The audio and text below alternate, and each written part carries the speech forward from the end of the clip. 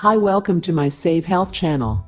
Coronavirus update, and as of today we have 362 deaths, which is up from 305 yesterday, and we have 17,392 infected, which is up from 14,556. Now this ratio that we're looking at here is simply the ratio of confirmed deaths to confirmed infected. Of course, people are going to be diagnosed with the infection before they might have a chance of dying, so there's a time lag there. So it's not an accurate case fatality or mortality rate, but it is something that we can look at and track. The other thing that you might have noticed on the website that we reference, and we'll make a link to it, which is a nice official reporting dashboard from Johns Hopkins, is this 487 recovered. We'll talk more about that as well. What are the criteria for recovered? And we'll talk a little bit about the Lancet article, and also some reporting out of China today. So in the Lancet article, which we'll give you a link to some really good information, the incubation period on average for these 41 patients that were admitted to a hospital right there in the middle of this epidemic was 5.2 days, but 95% of all of them had the incubation period within 13 days. And you know that for citizens coming to the United States from that area, they're holding them for at least 14 days to make sure that they do not have the virus. Incidentally, there was a German plane yesterday that flew in with German nationals, and when they screened them on the plane, there was 2 people that were positive for coronavirus on that plane. So let's look closer at this Lancet article, because I think it's very instructive in terms of periods of time and looking at things. So here we have the infection that starts, and that incubation pair would go right in here. So on average would be about 5 or 6 days, and then the time from symptom onset to admission to the hospital. That's a very key thing there, because most patients probably don't even go to the hospital, and they may do just fine. But for those that do go to the hospital, it was noted to be about a 7-day period, and then from admission that was 100% of the cohort that was looked at in this study, because they looked at those 41 patients within a day of admitting to the hospital. About 51% of them developed shortness of breath. Another day later, 27% went into a RDS, and if you want more information about a RDS, look at our MedCram video on this channel, titled How Coronavirus Kills. Then another day before they got to the intensive care unit, and they are about 10%, or 4 patients require mechanical ventilation. So what was the outcome of this study? And I think it was very interesting. Out of the 41 people at the time of publication of this in the Lancet, there were 28 people that were discharged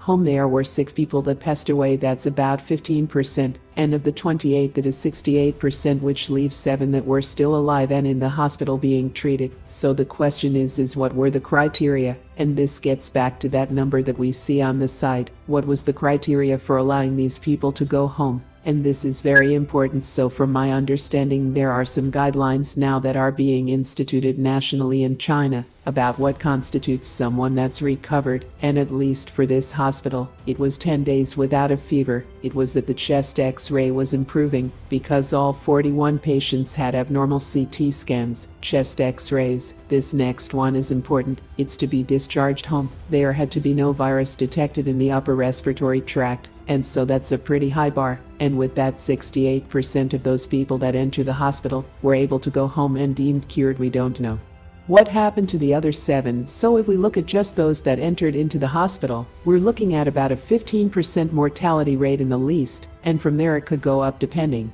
on what those other 7 did. If 1 or 2 of those died, then the mortality rate goes up. I stress again, this is not the overall mortality rate of the virus. This is the mortality rate for those people that have to go to the hospital because their symptoms were so severe. Okay, 3 other stories I want to talk about real quick. There was in the local Chinese media a story that I picked up, and I'll work in the link to that one as well in the description below. A doorknob was found to have the RNA PCR of the coronavirus on it. So again, this highlights the need for hand hygiene, carrying around alcohol-based hand sanitizers. Make sure you're washing your hands. The other thing I want to highlight is that there was some local media in China about a patient being discharged home. This is a patient that was 30 years old. He was admitted on the 20th of January, and he was being discharged today on the 3rd of February. Again, I looked very carefully at the media report of what was the criteria, and they did mention that this was the standard criteria for discharging a patient home. In this case, the patient had a normal temperature times 3 days, and they were doing PCR to look specifically for the RNA of this virus, and it was negative, and they were checking it at every 24-hour intervals, so this patient felt better. The PCR was negative for the virus, wasn't shedding it in other words, and its temperature been normal for 3 days, so I think that adds a little bit more in terms of what that number means on the website. People that have recovered think about this, though in terms of a timeline, the first thing that's going to happen is someone's gonna be a confirmed case. The second thing that could happen is they could die. And then the third thing that would happen is that they would recover. Obviously they're not going to recover after they die, but these things are going to happen in this order, so it's gonna take the longest to have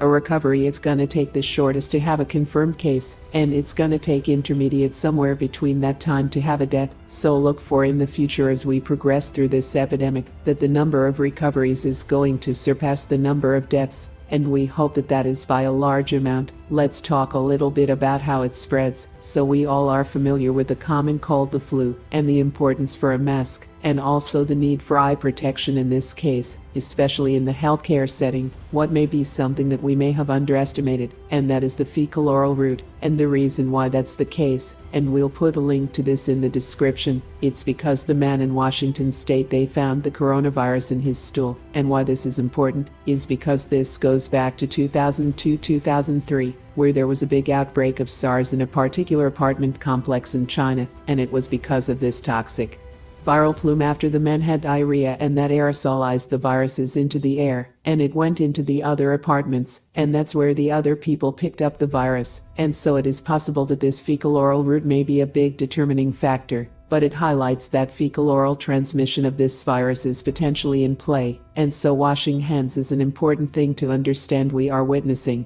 and in the middle of a human tragedy that is pretty scary to say the least. There are a lot of people that are suffering, but there are some things that we can do about this. We can educate ourselves, we can understand the virus, we can make sure that we're doing everything that we can to prevent that virus from spreading. We can make a difference. Thanks for joining us.